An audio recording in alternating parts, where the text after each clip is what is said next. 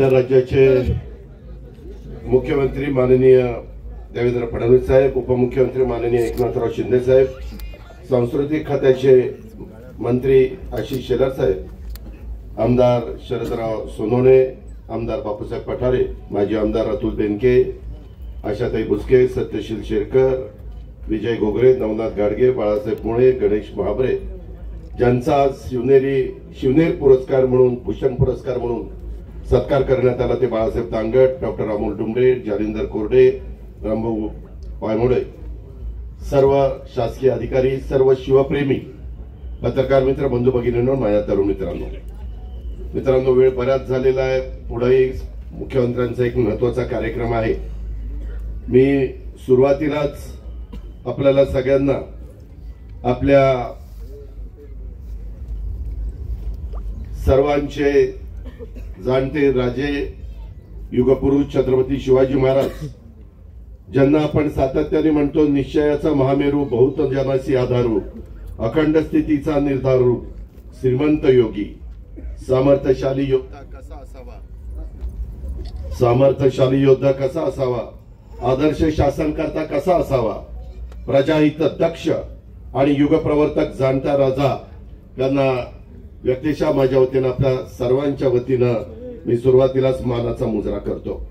मराठा सेवा संघाने हा कार्यक्रम आयोजित केलेला आहे. अनेक शिवप्रेमी शेकडो वर्षापासून इथं महाराजांच्या पुढे अभिवादन करण्याच्या करता, त्यांचं दर्शन घेण्याच्या करता इथं येत असतात. तोच आजचा हा महत्वाचा प्रसंग. तसं बघितलं तर आम्ही सगळेजण महायुतीच्या सरकारमध्ये देवेंद्रजींच्या नेतृत्वाखाली त्या ठिकाणी काम करतो आणि काम करत असताना शिवशाहू फुले आंबेडकरांची विचारधारा ही आपल्याला पुढे घेऊन जायची. आपल्या सर्वांचं आराध्य दैवत छत्रपती शिवाजी महाराज, तसंच शिवजयंतीच्या निमित्तानं स्वराज्य संकल्पक शहाजीराजे भोसले, स्वराज्याची प्रेरणा देणाऱ्या स्वराज्य जननी राजमाता जिजाऊ माँसाहेब, स्वराज्याचे दुसरे छत्रपती, स्वराज्य रक्षक छत्रपती संभाजी महाराज, स्वराज्य निर्मितीसाठी रत्न सांडणाऱ्या, जीवाची बाजू लावणाऱ्या सह्याद्रीच्या प्रत्येक मावळ्याला कृतज्ञतापूर्वक मी आज वंदन करतो. आपल्या सर्वांना पुन्हा एकदा शिवजयंतीच्या या निमित्तानं शुभेच्छा देतो. खूप काही आज बोलण्यासारखं आहे. बाकीचे पण मान्यवर त्या ठिकाणी बोलणार आहेत. आपण राज्य सरकारच्या वतीनं सातत्याने शिवनेरीच्या परिसरामध्ये अनेक चांगली कामं करण्याचा प्रयत्न केला. मला जुन्नरकरांना सांगायचं, परवाच आपला इथं न्यायालयाचा कार्यक्रम होता आणि त्याला न्यायाधीश आलेले होते मुक्कामाला.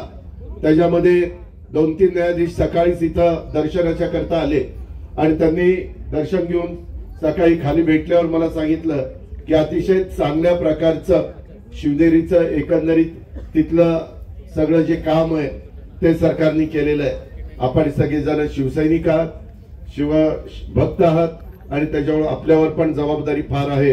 पुढे वर्षानुवर्ष जिथं महाराजांचा जन्म झाला असे सगळे किल्ले, राजगड असेल, प्रतापगड असेल, तिथं सिंहगड असेल, अनेक पुरंदर असेल, अशा अनेक किल्ल्यांच्या मध्ये आपण सगळ्यांनी लक्ष घातलेलं आहे. महाराष्ट्रातले गड किल्ले छत्रपती शिवाजी महाराजांच्या स्वराज्याची खऱ्या अर्थानं दौलत आहे आणि हे गड किल्ले आपले शक्तिस्थान आहेत, स्फूर्तिस्थान आहेत आणि त्यामुळे या गड किल्ल्यांचा विकास करण्यासाठी महायुतीच्या सरकारच्या माध्यमातून विशेष प्रयत्न चालू आहेत. जन्मभूमी शिवनेरीच्या जतन संवर्धनासाठी मी मुख्यमंत्र्यांच्या साक्षीने सांगतो, येताना आम्ही चौघही हेलिकॉप्टरमध्ये बोलत होतो त्यावेळेस त्यांनी आम्हाला सूचना केलेल्या आहेत की या संवर्धनासाठी निधीची कोणतीही कमतरता आपल्याला भासू द्यायची नाही. हा देखील शब्द मी राज्याचा अर्थमंत्री यांना, त्यांनी मुख्यमंत्री उपमुख्यमंत्र्यांच्या साक्षीने देतो.